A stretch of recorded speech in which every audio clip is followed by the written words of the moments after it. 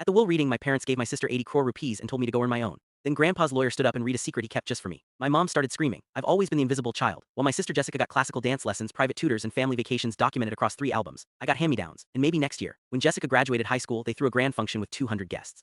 When I graduated with honors, Dad took us to a small restaurant nearby. Grandpa James was different. He saw me. Every Sunday, I'd drive 2 hours to his farmhouse while the rest of the family made excuses. We'd sit on his veranda drinking tea, talking about books, history, my engineering projects. He never mentioned money, but I knew he had plenty from selling his business years ago. When Grandpa died last month, I grieved alone. Jessica posted Instagram tributes she probably generated with AI. At the will reading, the whole family showed up in black designer clothes. I wore my only suit, the one I'd bought at a thrift store for job interviews. The lawyer, Mr. Petton, a distinguished man in his 70s, began reading. Most of it was standard. Small bequests to cousins, charities, the housekeeper. Then came the big moment. To my daughter Margaret and her husband David, I leave my investment portfolio, currently valued at 25 crore rupees, to be distributed as they see fit among their children. Mom's face lit up. She glanced at Jessica with a knowing smile. And to my beloved granddaughter Jessica, I leave an additional 55 crore rupees for my trust fund to support her as she builds her future. Jessica actually squealed. She turned to her friends who'd come along and mouthed crore total. I sat there numb. It wasn't about the money, it was about being erased one final time. Mom looked at me with that pitying expression I'd seen my entire life. Sweetheart, Grandpa knew Jessica needed more support starting out. You've always been so independent. You'll go earn your own just like you always have. Dad nodded. Builds character. Jessica smirked behind her tissue. Some people are just born lucky, I guess. I started gathering my things to leave when Mr. Petton cleared his throat loudly.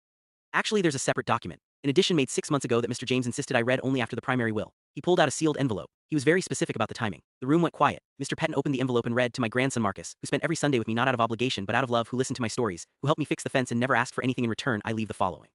My farmhouse and all 340 acres of land. My mom's face went pale. That land was in the middle of a development boom, everyone knew it. Mr. Petton continued. Additionally, I leave Marcus my entire coin collection, my vintage car collection, and the contents of my private safe deposit box. Marcus, the key is with Petton. Son, I also set up a separate trust in your name 14 years ago that you knew nothing about. It's been growing all this time.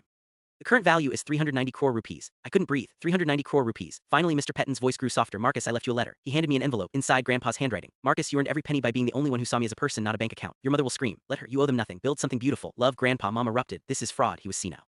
I'm contesting this. Mr. Petton didn't flinch. Mrs. Walker, your father was evaluated by 3 independent physicians before signing. He was of completely sound mind. He predicted you'd react exactly this way. That's why everything is ironclad. Jessica started crying real tears now. Dad's face turned red, calculating what they'd lost. I stood up slowly, folded Grandpa's letter carefully, and looked at my family one last time. Mom, you're right about one thing. I did earn my own. Then I walked out into the sunlight.